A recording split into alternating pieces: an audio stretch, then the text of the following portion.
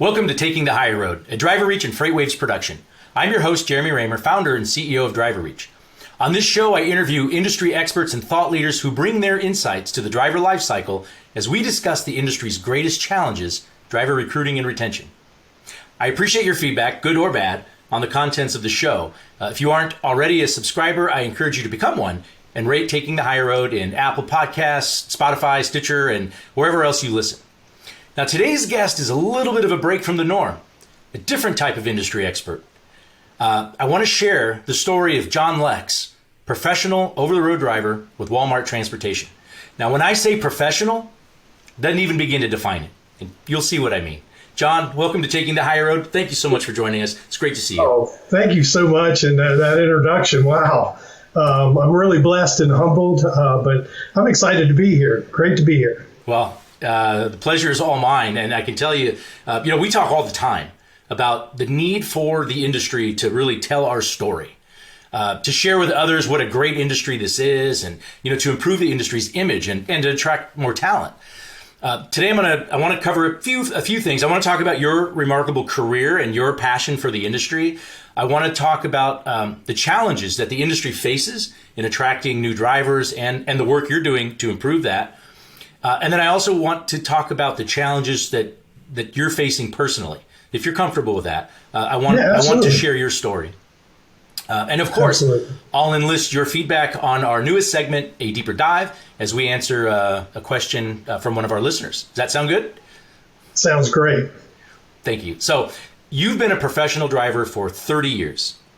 You've accumulated almost 36. Holy smokes. Over 30 years is actually what I've got. You've accumulated over 3 million accident-free miles. You have numerous safe driving awards. You've received an Ambassador Award of Excellence, Ambassador Pride Award. You've been awarded Driver of the Year by the Georgia Motor Truck Association. In 2016, you were bestowed with the prestigious Mike Russell Trucking Image Award by the ATA in recognition of all the work you do to promote the industry. You speak to the media and schools and all kinds of other stakeholders about highway safety and economic importance of the trucking industry. You personify the type of driver everyone would want on their team. So first, thank you. Thank you for that. Thank you for being that. What attracted you to be a truck driver in the first place? What's your background there? Well, my dad's been a professional truck driver his whole life. Recently, well, I shouldn't say recently, it's been 12 years now. He's been retired, had over 40 years in the industry. And that's all I remember wanting to be, was a professional truck driver like my dad. At an early age, my dad would take me on the truck with him, and I got bit with the bug early. And just watching him and how professional he was, and how the night before he would go to work, he'd always press his shirt, press his pants, and he would spit shine his boots. And then, going to work with him the following morning, he'd get up early in the morning, like 1 or 2 in the morning. I remember the night before, I could hardly sleep because I was so excited, because I just loved sitting in the passenger seat of that truck riding down the road, just watching him, how he operates and how professional he was. And, it not only taught me how to be a professional truck driver, but it taught me how to be a good person, because I watched the way my dad interacted with everybody, whether it was a place he was delivering to, or where we stopped to eat lunch or breakfast, how he treated the waitress staff and everything else. So I owe it all to my dad. My dad was my biggest mentor, and I would not be here today if it wasn't for him showing me the ropes of not only how to be a professional truck driver, but how to be a good human being. That's awesome. And I saw a picture of you and your father recently that you shared on social media. That's really cool. Yes. That you're able to. My dad's the best. I love him. He's the best. I'm really, really incredibly blessed. Now, what are your thoughts about the industry? As I approached now 20 years in the industry, I've long recognized how big it is, yet how small. I've built so many great relationships. What's your perspective? You recognize that as well, I'm sure. Oh, I love it just as much today as I did back then, although it's changed a lot over the years. But I still love trucking. This is the only industry that I know where you can take truck drivers that drive for competing companies, and we all get along. We're one big happy family. I have more friends that are probably driving different companies than I drive for that I talk to on a daily basis. We text each other, of course, not while we're driving, but just it's just a family knit, homegrown grassroots industry, which I love. I really love that about the trucking industry. Yeah, I feel like if you embrace the industry, it embraces you back and then some, right? And really tighten it, as you said. Now, you're wearing on your shirt America's Road Team. You're a captain of the America's Road Team. Can you describe what that is? What is the America's Road Team, and how is it shining a positive light on the industry? Oh, yeah, absolutely. I'm one of probably 100 active captains right now. And what we do is we go out and we tell our story.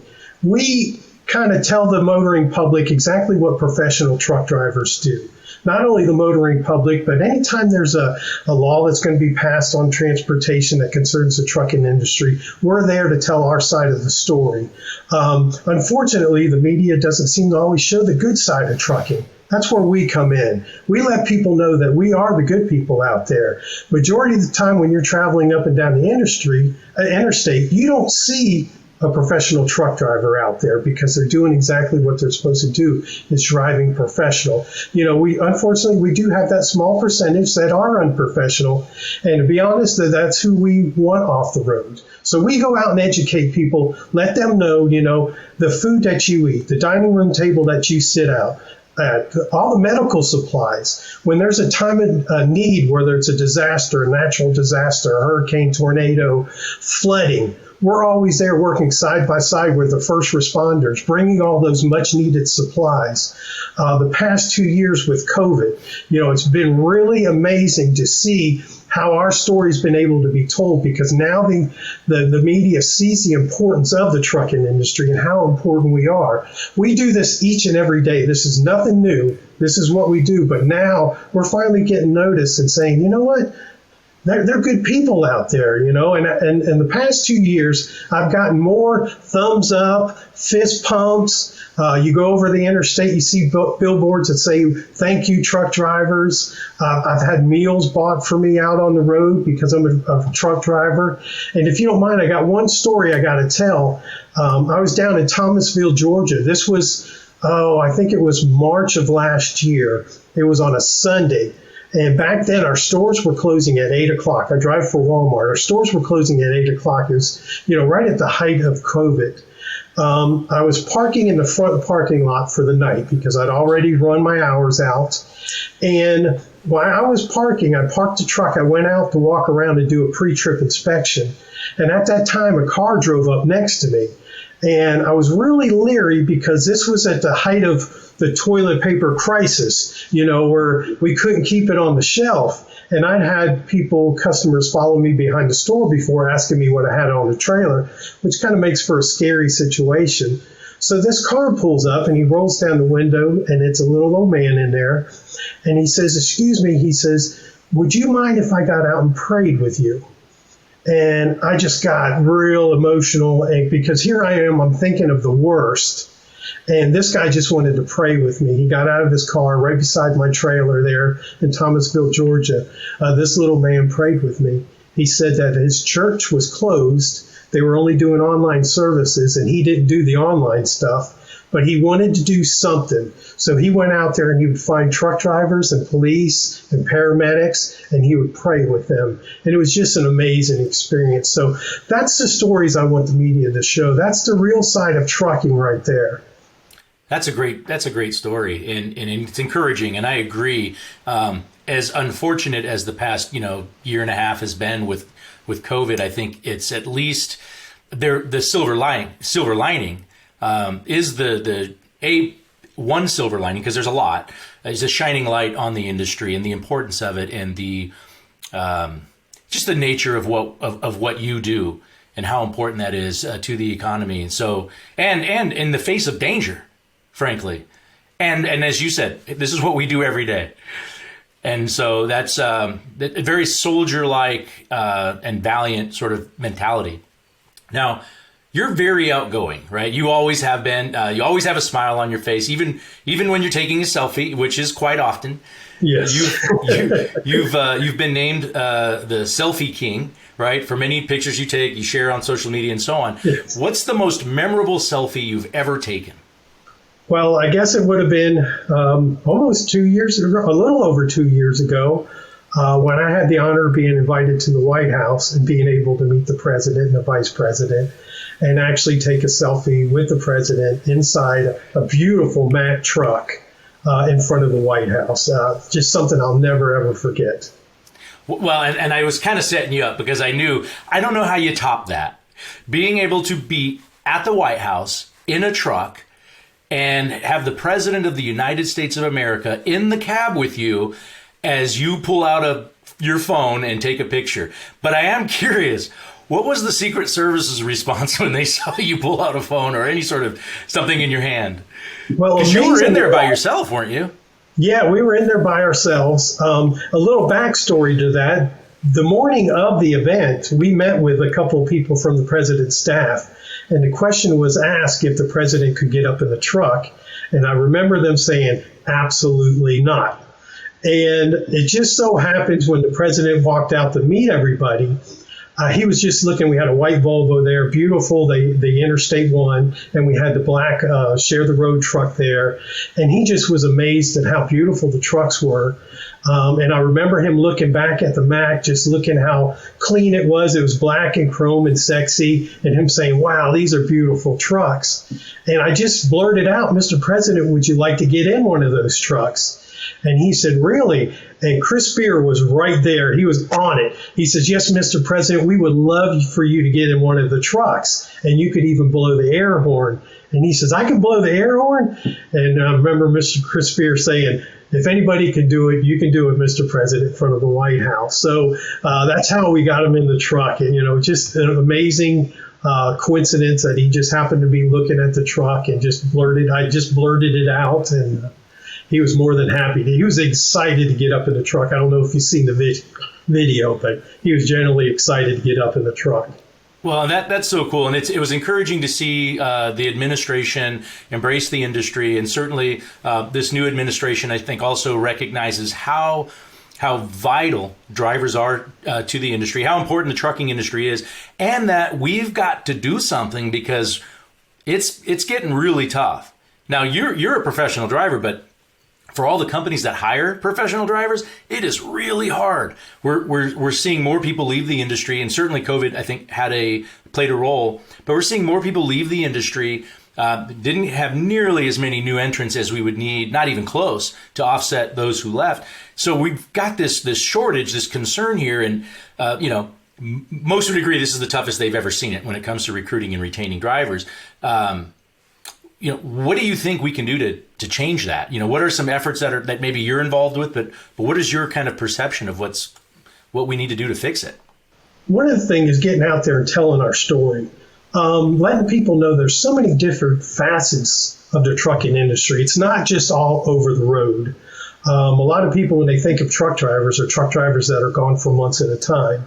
And that's just simply not the case. If you want to, you can be gone for months at a time. But there's other regional jobs like I do, where I stay within Georgia and our surrounding states, where I'm home like every 3 or 4 days I'm home. There's drivers that go home every night. There's drivers that go home every morning that work all night. So there's different facets of the trucking industry that ought to attract people to let them know that, you don't have to do that coast to coast if you don't. There's other facets of our industry that might fit you perfectly. Now, since we're on the subject of the driver shortage, this might be a good opportunity to for our special segment, which is a deeper dive where we take a question from a listener. The question is, do you believe that reducing the minimum age from 21 to 18 will eliminate the driver shortage? And before we get into that, I think I agree with you 1,000%. We've constant effort to improve the industry's image. That's been an ongoing thing for a long time. We recognize that. And certainly COVID has provided the stage for us to do that better than otherwise. But what do you think about 21 to 18 reducing that? Is that something that you've considered? Yeah, at first, let me tell you, I'll be honest, I struggled with it at first. And until I started diving deep into it and found out right now we have 18 to 21-year-olds that are driving within the state. And a lot of people don't know that 49 states allow 18 to 21-year-old drivers to drive commercial vehicles within their state lines. So, in fact, you could take Pennsylvania. You can drive from Philadelphia to Pittsburgh, which is about 400 miles, an 18-year-old with a CDL driver's license. He can drive that 400 miles, but he can't leave Pittsburgh and go into Ohio, which is 30 miles away. Now, these people are trained. They are trained and trained and trained. They're trained a lot more than somebody that was 21 years old that went to go get their CDL for the first time. So it kind of changed my mind on it. And I've met some of these 18-year-olds. Let's face it, not everybody is meant to be a truck driver. I don't care if you're 21 or if you're 42 years old. You know, it takes a special person to do this job. But with all the guidelines that they have on the 18 to 21-year-olds, I believe we're going to weed out those ones that aren't qualified for that job. That where if they waited till they were 21 years old, we might not have that opportunity to weed them out like we do. Plus, between the 18 years and 21 years old, you're just getting out of high school. You're just leaving high school and you can't drive a truck that you might be interested in. And you think, you know what, I'm going to go do this for a little while and try something else. Well, we're losing out on those young kids right there. We're losing out on them in the industry. A lot of them don't have fathers like I had that I idolized that got me into this industry. You know, trucking is a great industry to be in. And like you and me know, it's a family. It is absolutely a family once you're in there. So I'm all for it. Plus, we can give an 18-year-old rifle and send them overseas to go fight, but we won't hand them the keys to a tractor trailer, deliver much needed products that we need. So I definitely have changed my mind on the 18 to 21-year-olds. Yeah, and I think with proper training, that's the pivotal component there. Really good training, really good comprehensive training, and we create a pathway for high school graduates, or 18 to 20-year-olds to get into the industry. Now, I want to get into you a little bit, if that's okay. That's fine. I've known you for several years. You're recognized as an outstanding industry ambassador, but there's a lot more to you than that. You're a humble and selfless man. You're an incredible friend. You're a husband. You're a father. You're also a fighter. You're in the fight of your life now as you battle a second bout with cancer. And I'm not saying anything that others don't know because you share this. You've allowed yourself to be an open book. You've shared videos on Facebook with your friends and family and all throughout this challenging time. This began last April, I believe, when colon cancer was detected. Yes. How has sharing that helped you? It's helped me out tremendously. When I first got diagnosed with cancer during COVID, I was in the hospital all by myself, lonely, scared. I didn't have my wife with me. And when I first found out, it was from the surgeon. And surgeons are great people, but sometimes they don't have the greatest bedside manners. They just tell you point blank, I'm sorry, Mr. Lex, but you got cancer. And, it hits you like a ton of bricks. So I kind of sheltered myself for a little bit. But then I got to the point to where all my family, and not just my immediate family, but my trucking family kind of wrapped me around their arms. And I just realized that when you have a terrible disease like cancer, or no matter what disease it is, you don't fight it by yourself. You are not the only one going through that fight. All your family and friends are. So I got past the point of being selfish where I kept everything in myself. I wanted everybody to know, not only because it made me feel better, but I can make other people aware of what's going on. God forbid this ever happened to them.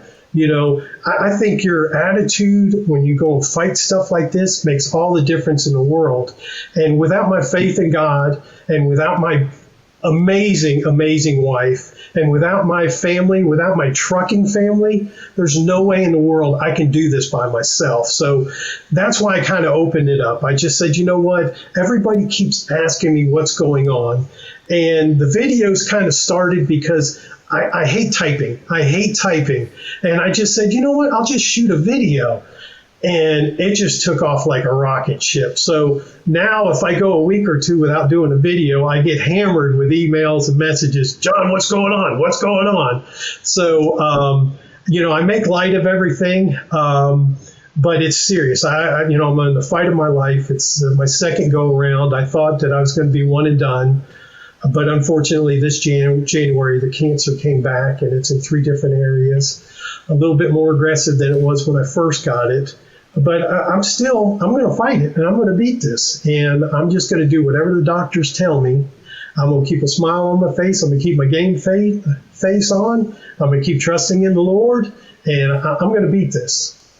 Well, the second time around, right? I recall back in November last year, you rang the bell, right? You rang the bell after multiple rounds of chemo, and then, as you just shared, a second round, and you actually shared a video after doctors had discovered that cancer had again spread, and I felt like that was an incredible video that it really revealed character. It revealed so much character, your attitude, a positive attitude, your passion, your resolve. For me, and I'm sure anyone who sees that or who knows you can attest to what an inspiration that is. And so I say that because I know that you say it makes you feel better when you share this. I think it makes other people feel better too. And as you know, you have a lot of friends and in your trucking family who think the world of you. And what I'd like to just share real quick, just for those of for the listeners, is your trucking family, your industry friends and trucking family have created a GoFundMe page that I'm going to share here, and I think hopefully there's a link, and we'll make sure to put that in the notes as well. Join us and support John. Our goal is to get him back in the truck and help him kick this. So I encourage those of you, John, you're such a humble guy. You're such a genuine person. I am inspired more than you know, and I think I know that I speak for so many of your close friends. So I'm really excited that we had a chance to connect here. I do want to ask you one last question, though. Through all of this, all that this experience has brought, what's a life lesson? Is there any major takeaways that you can kind of identify, especially in this past year?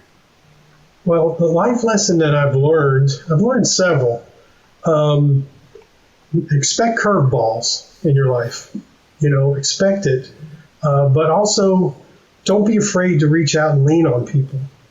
And just know that you are not in that fight or that battle, whether it's a disease or whether it's a certain situation. You don't do that alone. That's one thing I've learned with my fight with cancer. It not only affects me, it affects my wife, it affects my dad, it affects all my family, my 2 boys. When I got diagnosed for the second time, there was a 3-week period where I was so depressed. I give up on life. I just wouldn't. People would call and I wouldn't call them back, and texts I wouldn't answer. And for 3 weeks, I just kind of went off the face of the earth. And I remember sitting in my living room, and my dad was up here, my sister, my brother was up here. And I remember putting on a front in front of all of them and my wife. And I remember I just got to a point where I just couldn't take it anymore. I couldn't take it anymore. I got off the couch and I walked out in the front yard, and I remember crying like a baby. I remember just letting go. And I remember looking up and just saying, Lord, I can't do this by myself. I just cannot do it by myself. And I felt this calmness come over me. And it's kind of weird saying this because I'm not the most religious person in the world. But I had this calmness come over me and a chill and also this sense of joy. And all of a sudden it popped in my head, quit being so selfish. You're not in this battle alone. Meaning, that my wife, my family, everybody's in it with me that loves me and cares for me. And here I am, I'm being selfish and I'm tucking all this in. So that would be my life lesson, is just to let you know that you don't go through these battles by yourself. You have loved ones that go through it with you. That's a great lesson learned. I appreciate that, John. Thank you again so much for joining me today. Thank you for all It's been an honor. It's been an honor. The joy and passion that you've put into your career, making trucking a better place. You're an incredible inspiration and someone worthy of admiration. I look forward to seeing you in person again soon. Until me then, too. Until yes, then, absolutely. Yes. What do you say? I'm going to trails. say, stay safe, God bless, and happy trails. Love it. Thanks, John. Thank you, buddy. Appreciate it. I enjoyed it. And thanks for joining me for another episode of Taking the Higher Road and for spreading the word to your industry peers. We really appreciate it. Remember to follow along at driverreach.com/podcast. And remember, you can submit questions or comments, including those which appear on our upcoming deeper dive segments, at podcast@driverreach.com. And don't forget to rate and review the Taking the Higher Road podcast in Apple Podcasts, Stitcher, and wherever else you tune in. Until next time, thank you for taking the higher road.